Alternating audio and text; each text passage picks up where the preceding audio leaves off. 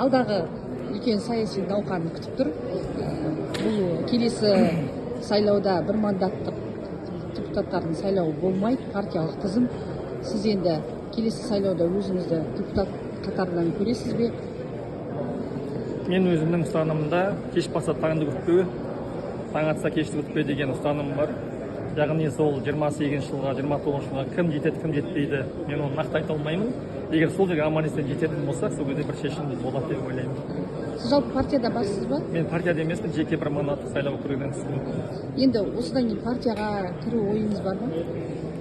О жағын сол уақыт келген кезде шешім қабылдаймыз деп ойлаймын. Жоқ, енді елдер қазір қамданып жатыр ғой, сіз енді партияға. Қазір қабылданған жоқ, қазір қамданып жатыр. Қамданатын адамдар қамдана берсін. Жалпы менің өзімнің ойымда менің басқа бағыттарым бар. Яғни келесі депутаттыққа келмеуіңіз де мүмкін, иә? Ол да ғажап. Ол да ғажап. Жалпы мен осы отырған кезінде өзімнің халқыма қандай пайда тигізгім келеді, соны жасағым келеді. Мысалы мен бүгінгі таңда осы уақытқа дейін әлеуметтік желілерге өзімнің жасаған істерімді, халыққа көмегімді осы уақытқа салмадым. Енді осы қыркүйек айынан бастап мен халықпен қалай жұмыс істедім, соны мен салып отырғым келеді. Мысалы қаншама адам рак болып келді, олардың операциясына көмектесті, министрге дейін кіріп, Англиядан дәрігерлер шақырып, отасынан жазылған кісілер бар. Қаншама жер алмай жүрген адамдар бар, үй алмай жүрген адамдар бәріне көмектестім, бірақ мен өзім соңғы 3 жылда интернеттен алыстадым, әлеуметтік желіден. Енді әрбір ісімді, әрбір жұмыстарымды не істедім, кімге көмектестім, депутат жұмысымды өзім көрсетіп отыратын боламын. Яғни пиарыңызды күшейтудегі мақсат алдағы жаңағы партияға жоқ, пиар күшейтудегі мақсат емес бұл жерде жалпы халыққа өзімнің істеп жатқан жұмысымды көрсету керек. Бұған дейін не көрсетпедіңіз?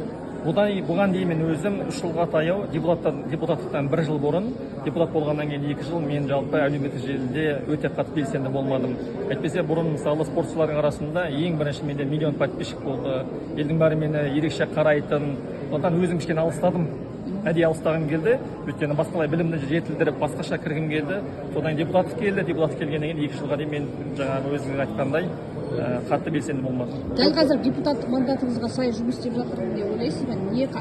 Жалпы маған күніне 15 адам хабарласады, Алматы облысынан, басқа жерден. Мысалы қазір ғана Ақтөбе облысынан мүгедек адам келді, тәтеміз сол кісіні аэропорттан күтіп алып, сағат 4-ке дейін бүкіл чекаптан өткізіп, больницаға кіргізіп, оны жаңағы қайтадан Ақтөбеге салып жіберемін. Ол менің жаңағы жігіттерімді жібердім, көмектесіп жатыр. Бүгінгі нәрсе. Кеше мысалы Мақаншы ауданынан бір азамат хабарласты, мен оны әкімге кіргізіп, жер алуға көмектестім.